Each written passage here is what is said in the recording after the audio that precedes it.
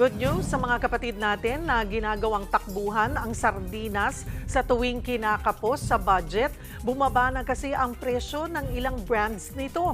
Para bigyan ng mukha ang balita, Mobile Journal, Ivan Tarinque. Tuwing petsa de peligro, dilatang sardinas sa takbuhan ng maraming Pilipino. Mura na, nakakabusog pa. At ngayon, ang patawid gutom na ito, mas murang maihain sa mesa. Dahil sa presyong abot kaya at pagkaing madaling ihain, hindi na nakakapagtaka kung bakit laging kabilang sa grocery list ng maraming Pinoy ang dilatang sardinas. Ang ilang consumer na aming nakausap, umaabot sa 3 beses kada linggo kung mag-ulam nito. 3 times a week, lalo na pag walang budget. Pero pagka nagmura yun, malaking tipid. Kaya naman labis ang kanilang tuwa sa balitang may bawas presyo na ang ilang sikat na brand.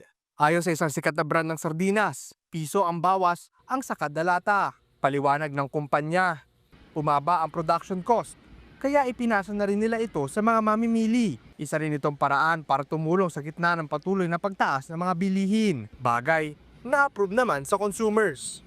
Malaking bagay na rin yung bawas na piso. Kasi pag dalawang binili mo, may 2 pisong save para sa pambili ng pupunan, paminta, ganun.